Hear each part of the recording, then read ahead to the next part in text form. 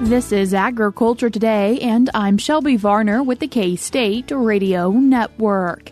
K-State Crop Performance Test Coordinator Jane Lingenfelser starts today's show with two segments to review the 2024 Wheat Performance Test in Kansas. In the first segment, she discusses how the growing season fared for weather, disease, and insects. Jane's second segment focuses on the varieties and how they yielded at various locations across Kansas. Ending the show is K-State horticultural entomologist Raymond Cloyd as he talks about cicada killers, which can build nests in lawn and garden areas. He also has an update on the fall armyworm and green June beetles. That and more is coming up ahead on Agriculture Today.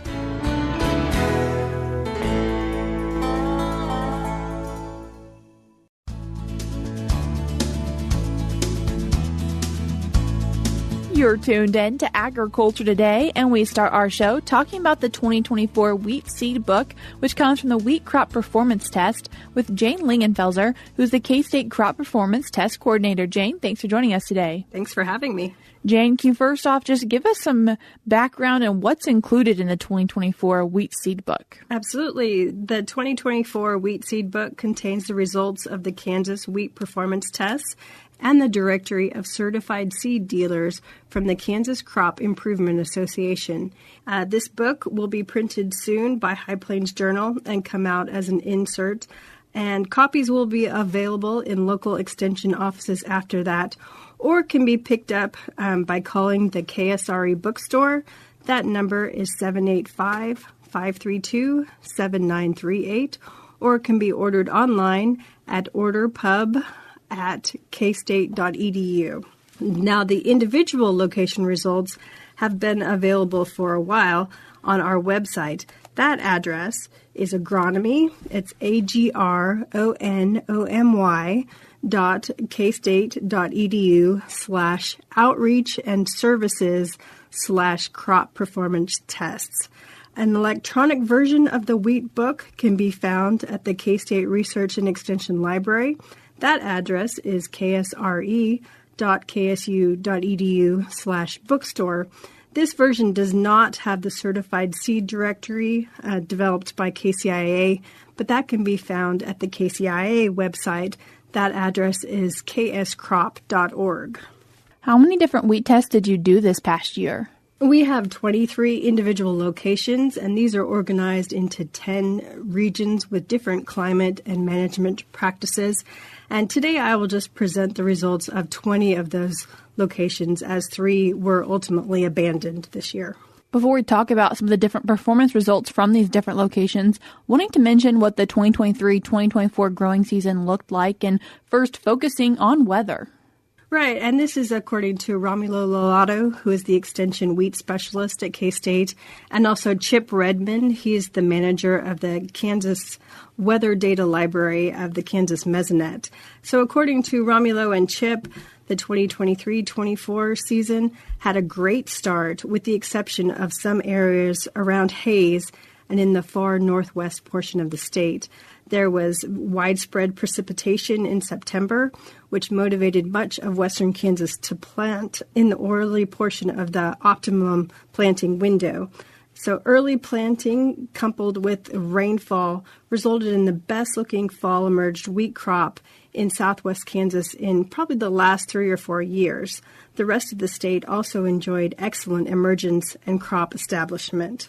So it's important to mention that this season followed 3 consecutive years of La Niña weather patterns, which depleted the subsoil moisture for most of the state. So the wheat crop was primarily dependent on in-season rains, which luckily were delivered during September through November.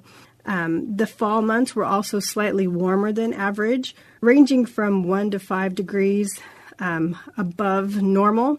So conditions were conducive to large amounts of biomass production. Some wheat fields showed as much as 2,000 pounds of dry matter production per acre in late November, which is about 4 times the usual amount of dry matter during this time. So the increased biomass had 2 major implications for the crop. One, the wheat was in really good shape going into the winter. However, the larger crop also demanded more water and likely used up the majority of what was available in the fall. So for the area such as Hayes and far northwest that missed the September rains and the early planting, emergence did not occur until later in the winter. These fields generally had variable stands that persisted throughout the whole season. The winter months were overall warmer than normal, with about average moisture. There was an entire week in mid-January when temperatures dropped near negative 20 degrees, which would have been conducive to winter kill if not for the up to 10 inches of snow that accompanied the cold snap that protected the crop from the cold temperatures. But coming out of the winter months, temperatures remained warmer than normal, but unfortunately, drought conditions started to develop in central and western Kansas. The very dry spring had a couple of major consequences. This was a time of year when growers were applying nitrogen and sulfur fertilizer that require that moisture to leach down into the root zone.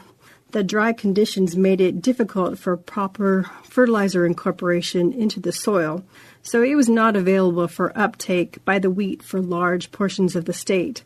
Secondly, the dry conditions made the crop vulnerable to spring freeze damage, since dry soils don't have the same buffer against temperature changes as wet soils.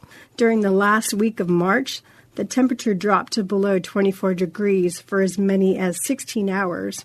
The wheat crop was past the joining stages in parts of south central and southwest Kansas, so this resulted in winter kill of many tillers and reduced the yield potential of the crop overall. So going back to those fields that accumulated the large amounts of biomass in the fall, these fields began to run out of water during the spring and became very variable and wavy, with drought-stricken portions near the better lower parts of the field that had previously held more water. This is what happened to our trials at St. John and Garden City, where the within-field variability completely overshadowed any varietal differences. There was also large field-to-field variability, depending on the availability of rainfall. It was common to have 20 bushel per acre fields just a few miles or maybe even across the road from 80 bushel or more fields. We usually see large differences due to cropping systems, but this year growers reported that crop status was more related to rainfall distribution than cropping system. At times, continuously cropped wheat performed better than fallow ground if the continuous wheat fields received more rain. So the wheat season finished up with a grain filling period that generally increased precipitation and cooler temperatures. So most growers were able to yield a wheat crop with average yields and good test weight. The average for the state was estimated at 43 bushels, which is up 8 bushels from last year.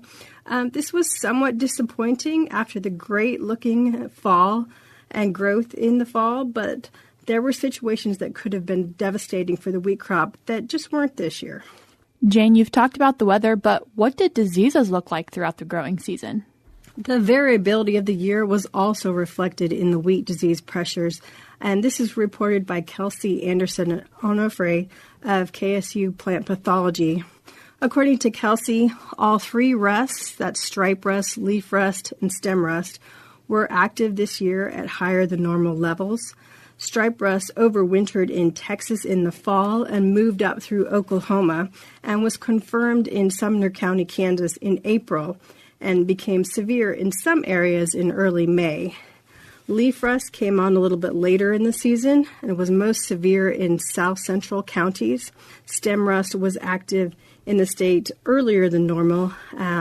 The rust pressure overall was highly variable between fields due to the variability in moisture patterns. There was stripe rust pressure, most notably at the Colby, Kansas irrigated trial, and we do have stripe rust ratings in the book and on the website that are highly correlated to the yields at Colby. The other important disease pressure this year was wheat streak mosaic, which was widespread throughout the state with high prevalence in the northern tier of counties. several fields tested positive for triticum mosaic virus, which appears to be increasing in prevalence. This is important because the resistance genes that work against wheat streak mosaic are not effective against triticum mosaic virus. Other notable but maybe less important diseases this year were dryland foot rot or fusarium foot rot, which was observed in south central Kansas. This disease can be easily confused with drought damage as it results in complete tiller death, leading to white tillers.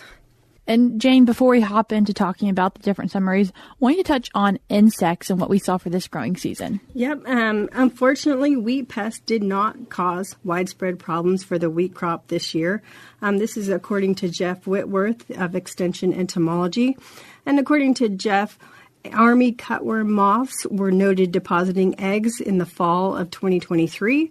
And once the eggs hatched, larval feeding, leaf feeding, plus dry conditions in some parts of the state did cause the loss of many wheat acres. Another pest that appears to be on the increase is wheat curl mites, which vector the viruses that cause wheat streak mosaic and triticum mosaic virus. These mites are relatively easy to control by controlling volunteer wheat, but entomologists are noting increases of wheat curl mites and Hessian flies, especially in the western third of the state. That was Kansas State University Crop Performance Test Coordinator Jane Lingenfelser. We're cutting to a short break now on Agriculture Today, but when we come back, we'll once again be joined by Jane Lingenfelser as she discusses the different varieties and locations across the state for the 2023-2024 Wheat Performance Test. We're now cutting to that short break.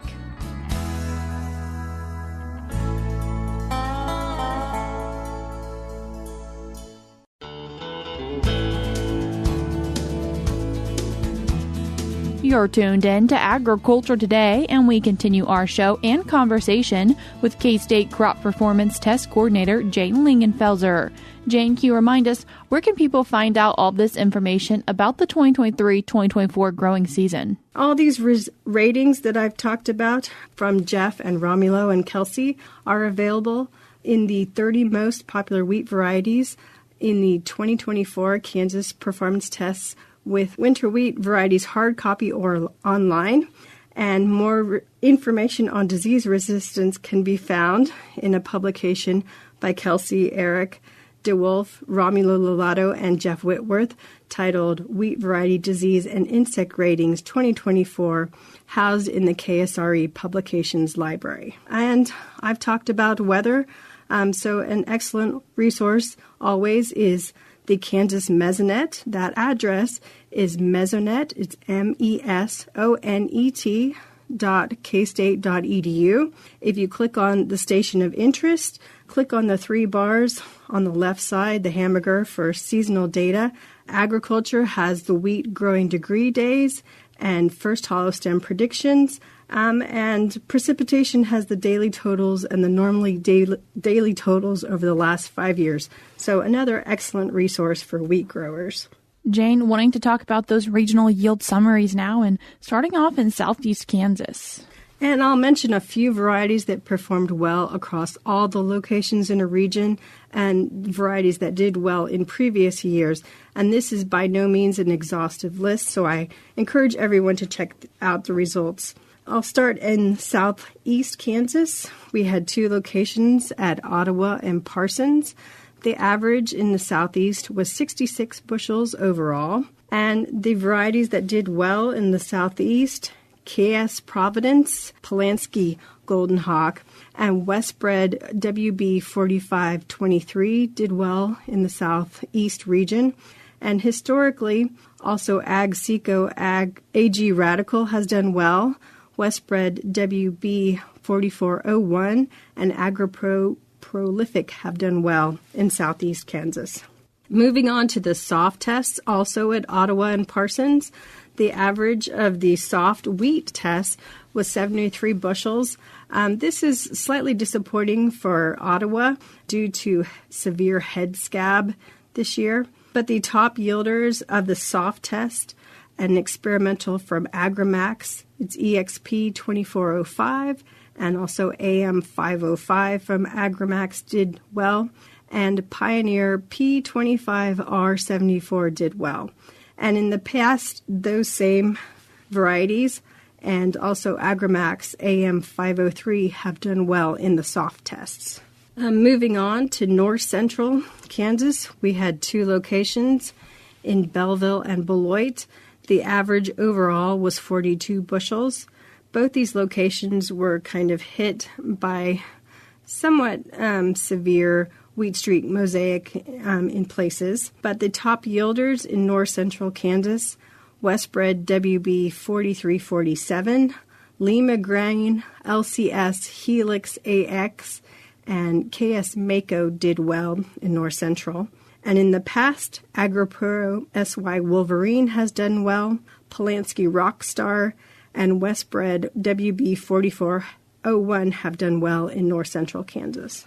Then we move into central Kansas. We had 2 locations, Ellsworth and Hillsborough in Marion County, and Assaria in Saline County. The average overall was 70 bushels.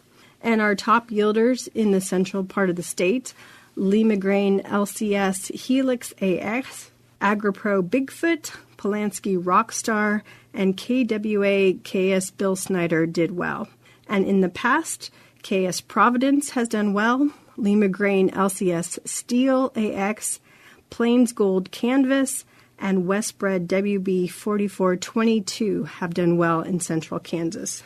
Moving down south to south central Kansas, 2 locations at Newton in Harvey County and Hutchinson in Reno County.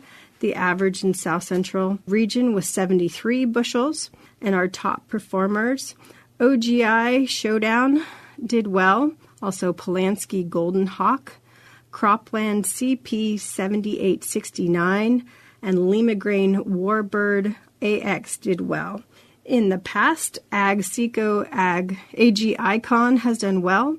Also, OGI Green Hammer, Plains Gold Kavari, and Lima Grain LCS Steel AX have done well in south central Kansas. We also had 1 trial in south central Kansas that was not treated with a fungicide in Wellington and Sumner County, and the average overall was 69 bushels. The top yielders of the untreated test, OGI Showdown, also did well, Cropland CP 7869, Westbred WB 4455 CLP, and Lima Grain LCS Helix AX did well. The historical top yielders of the untreated trial, KS Providence, AgSeco AG Radical, Lima Grain LCS Steel AX, and OGI Strad CL Plus have done well. We had a somewhat new classification. We have a West Central region now. This is 3 locations, Russell in Russell County, Larned in Pawnee County, and St. John in Stafford County in the West Central region. We ultimately abandoned the St. John trial due to just variable yields, but the average at Russell and Larned was 45 bushels.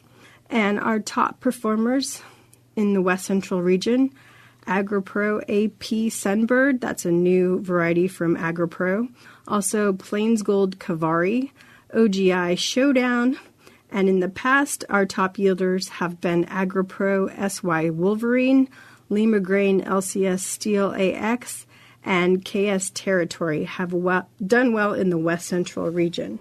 We have a Western Dryland region, which encompasses Tribune, Colby, Decatur.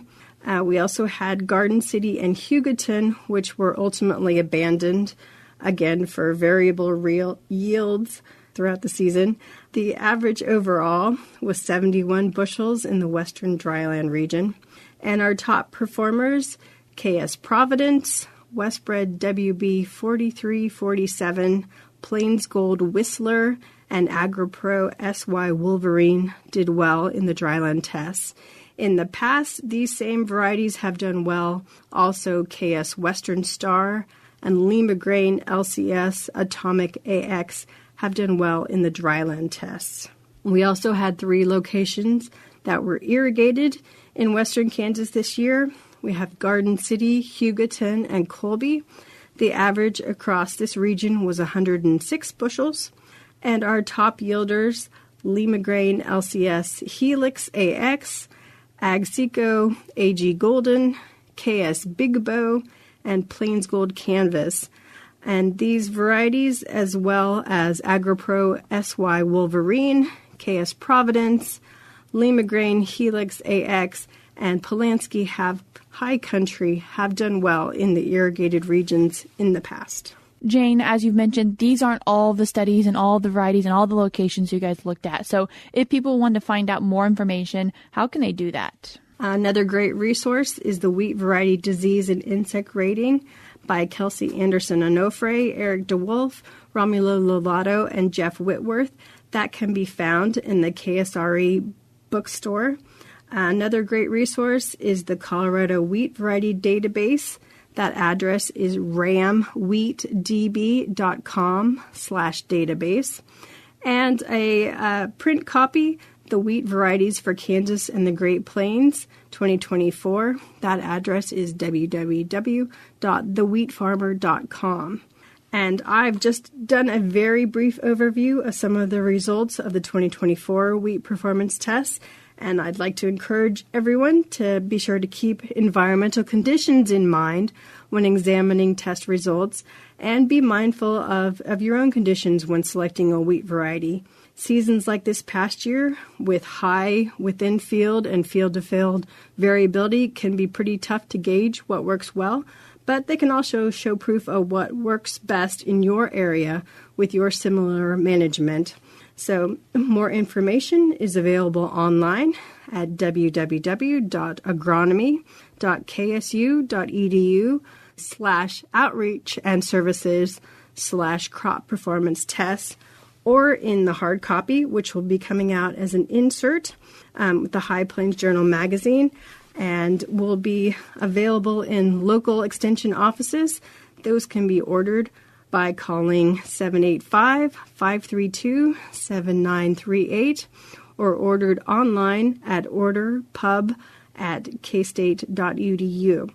And the certified seed directory from the Kansas Crop Performance Association can be acquired on their website. That address is www.kscrop.org.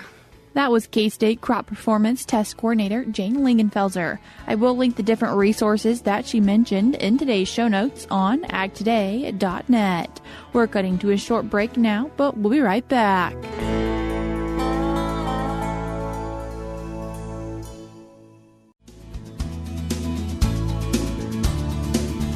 This is Agriculture Today. Along with Shelby Varner, I'm Jeff Wickman.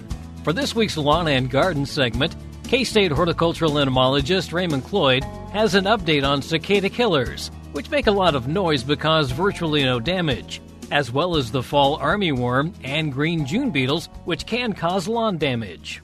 Raymond, 3 things to cover today: cicada killers, fall armyworm, and green June beetles. Let's start first with cicada killers. What are we seeing there? Okay, what cicada killers are, Jeff, the males are very territorial. They're the ones that fly around and heavy around your face because they're defending the female. But the female is very docile. She'll search out the dog-dazed cicada, which are out there making the noise, paralyze one, bring it back to the nest, and that's what she provisions her nest with, which are offspring. She'll lay her eggs, the larvae will come out, and use it as a food source. The main emphasis of cicada killers are the adults because they're territorial, they hover around your face, they're a large wasp. They get confused with some of the invasive wasps that have come in from Georgia and Washington, like the murder hornet and the yellow-legged hornet, but they can't bite you because males don't have the egg-laying device, which you call the ovipositor. But they're very intimidating, okay? So the best thing is just avoid areas where they're at, and eventually in a couple weeks, the females will leave the nest after her offspring start developing, and so will the males. Do they have any impact on lawns, gardens, anything like that? Not really. I mean, the females will burrow in lawns, especially sandy soils, like sandboxes, volleyball courts, and, they can sting you. So the females, if they feel threatened, will sting you, and it's very painful because you can see the large size of the females. But in most cases, they're docile, being in the ground and then going up and looking for a dog-dazed cicada in the trees that are, around the area. They're the ones that are singing at night, but that's what they do. So it's the adults that get a lot of the attention, swerving back and forth in people's faces. But, just keep walking, avoid the area, and no harm will come to you. What about in terms of fall armyworm? What do we need to do there? Okay, now, if people remember about 3 years ago, we had a major infestation of fall armyworm, and let me explain what happens there. The fall armyworm overwinters in Texas and Florida, and the adults get caught on jet streams and air currents, and then they move north and they drop down. 3 or 4 years ago, we had major infestations for the first generation, and we possibly had a minor second generation. So in the last couple weeks, we've been getting inquiries, calls about eggs laid on furniture and other structures, and lawns being damaged by the fall armyworm, which is probably going to be the only generation, but they can devastate a lawn very quickly. They're called armyworms because they march like an army, and they feed on the turf grass, and so you have to apply some type of insecticide to kill the caterpillars and protect your turf grass. So we're looking at killing them but protecting the grass. Exactly. Mostly it's contact materials like pyrethroid-based insecticides that'll work quickly. Most systemics don't work. Many of the systemic poisons that we mentioned in this program previously will not work at this point because the caterpillars are going to be too large for them to have any effect on them. And then the green June beetles? I'm assuming that you're seeing those as well. Yeah, the green June beetle, also called the green June bug, is a metallic green, large. It's larger than the Japanese beetle, flies around, bumps into objects and structures. They're flying around. They don't really cause any substantial damage to plants. It's just them flying around, unless we have seen maple leaves damage, and if there's any fruit damage, they will attack the fruit, like peaches or nectarines or apples. The larva the grub is in the soil, and they're one of our largest grubs, and when they come out, they crawl on their back. They don't crawl on their front legs, they crawl on their back, and you'll start seeing them later on in the season. They tend to like high organic matter, heavy thatch areas. They're not really a damaging pest compared to Japanese beetle larva, mass chafer, or the bill bugs. But if there's heavier, high organic matter content, you'll tend to find green June beetles. Is there anything we need to do? I think at this point there's really nothing. Just keep your grass healthy. I mean, we've had some really mild August weather, which has been helpful. Keep your lawn mowed, fertilized and irrigated when you can. And healthy turf grass, as always, as we talk about, is going to help alleviate, or not prevent, but alleviate and mitigate any problems with some of these lawn pests. That's K-State horticultural entomologist Raymond Cloyd with an update on cicada killers, fall armyworm, and green June beetles. For more information, contact your local county or district extension office. And that'll do it for this edition of Agriculture Today. For Shelby Varner, I'm Jeff Wickman. This is the K-State Radio Network.